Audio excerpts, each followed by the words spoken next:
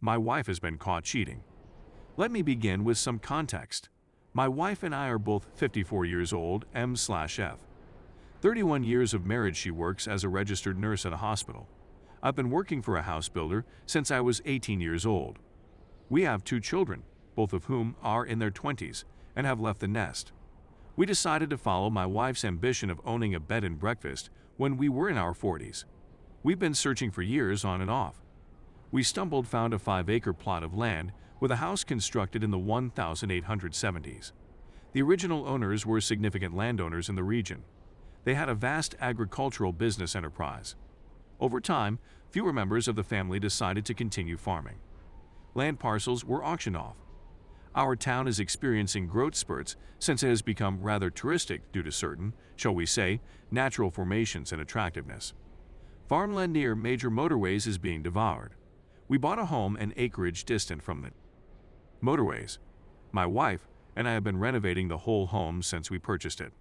Some basic maintenance has been neglected, and we wish to restore the mansion to its former glory of 150 years ago. In addition to earning a livelihood, my wife has been in charge of beautifying rooms while I finish up with mortgage payments. I'm refurbishing room by room, paying for all materials and expert assistance as required. Because I am somewhat handy, I do the majority of the job. The housing business has skyrocketed in recent years. We'd work 8 days a week if we could. I was making a lot of money. Until last year, that is, we were out of work for a period in 2020 due to the epidemic, and then material shortages began. Of course, my wife had been on the front lines for the previous 18 months. She worked at the hospital for weeks without taking any days off last year. The medical personnel remained at the hospital. They had rooms where numerous people slept together. To put it mildly, the crew got extremely close.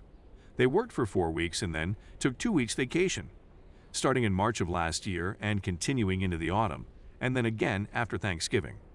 After the kids were grown, my wife always worked for others if they asked.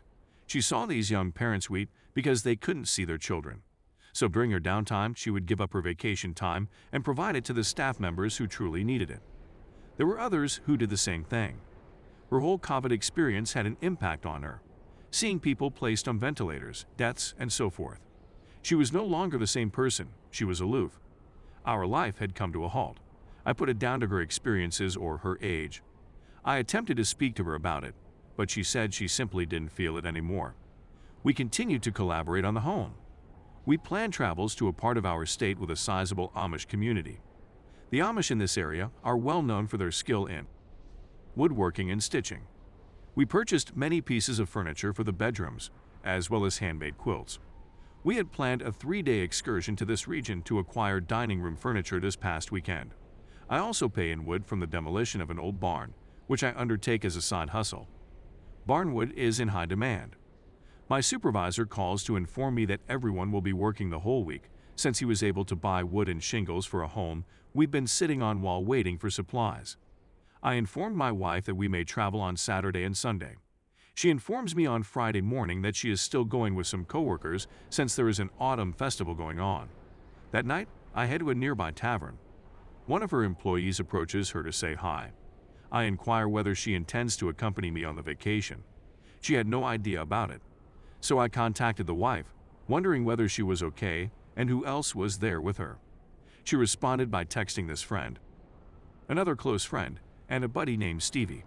I'd heard this name a couple times in the previous several months. I had always assumed they were feminine up to that point. I asked her bartender if she knew this Stevie. She declined, but there is a Steven who works for them. When will the wife return? On a Sunday afternoon. She has bags of tablecloths, napkins, and kitchen towels, among other things. She is showing me what she purchased. There was a tiny bag in one of the bags. She took it out, glanced inside, and said, "Oh, not this bag. It's not for us." I just let it go. Later, when I checked in the bag, I discovered that she had stashed it in a closet. It was decorations for a man cave for a college football team that I don't watch, therefore it wasn't for me. I requested to speak with her. I inquired once again as to where everyone had gone. She chose the same 3 persons each time. I simply wanted to know who Stevie was since we hadn't met before. She mentioned a lady I work with. I took out the man cave items and informed her I spoke with her buddy, who was supposed to be traveling last weekend, but her plans fell through. Then I asked again who Stevie was. She began to weep and told me who he was and that they were alone. They had an encounter. They have been since last year's hospital lockdown. As a result, she is currently residing in one of the completed bedrooms. I have access to our bedroom.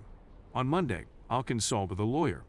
I'm at a loss for what to do with the home, the business, and the marriage. She was sorry she was caught, but not for the affair, she told me. I asked her if she was willing to call it quits with Stevie. She was unsure. Update. It's been a stressful couple of weeks. My wife and I were fighting as my business and side gigs picked up. I went to see a lawyer. He recommended we attempt to figure things out before he gets involved after I described everything. The residence is still not a company and hence cannot be sold as one. We'd have to market it as an incomplete home, which would reduce the price. We've spent well over $100,000 on the home, not including the mortgage. The lawyer will need to confer with a real estate attorney and maybe a business attorney. As a result, their fees will be hefty. So I approached the wife to ask if we can chat. I'm not sure whether she's ashamed about getting caught, but she's dug in her heels. She urged me to get out of the home. I informed her I had no intention of doing so. Then she retaliated by having me give up the master suite and relocate to one of the bedrooms. I assure her again that I don't intend to do it. She then says she'll be gone for a few days and will transfer all my belongings out and place them in the foyer for me to choose where I'll stay. As a result, I discontinued the discussion. I walked out to where I keep my supplies and got a new door lock with a push-button keypad. When we had visitors, I planned to put on the bedroom doors. After each visitor, we may modify the combination. I hung it on the master bedroom door. I went to work the following day. She was furious when I returned home after a day of receiving angry texts for putting the lock on. "How dare you lock me out of my bedroom?" she raged. I requested if we could please discuss after some back and forth. She eventually consented. We sat down later that evening. I told her I was upset to learn of the affair and that I wished she had informed me she wasn't happy. She was deafeningly silent, so I kept doing that because, as far as I'm concerned, the marriage is finished. She just nodded her head. I then informed her that I had seen an attorney. Her expression took her off guard. I stated to the attorney that it would be great if we could reach an agreement on what to do. The home is our most valuable asset, and selling it would result in a significant loss. I can document that I have paid the mortgage, thus the home is mine, she added with a grin. No, I said, shaking my head. My lawyer indicated that the home is a marital asset. The mortgage is in both of their names. I then took out a couple of binders. Every receipt that I have spent is classified by room on what I have spent. I began this just out of curiosity and continued as we completed rooms. I have proof that I spent thousands of dollars renovating the residence. The receipts took her off surprise. She hasn't seen an attorney yet. I offer that we live in peace and complete the home jointly. The B&B may thereafter be established. At the time, she could buy me out of the company. She dug her heels in once again. No, I must go. If not, she intends to relocate Stevie. This stung a little. I stood up and went to get a drink of water to gather my thoughts. When I returned to the table, I warned her that if I saw him in the home or on the land, I would begin demolishing everything he had done. I'd pull out every nail and screw I'd placed in. Every light fixture and plumbing fixture would be removed. I promised not to destroy them since I own them. I'd replace them with whatever old scrap material I could locate. I told you to think about it and talk to whomever is offering you dime store advice. Please let me know. She came to see me yesterday. We hadn't spoken in a few days. She asked if we could speak about it again. She had spoken with our children. I had contacted each of them and informed them of the situation.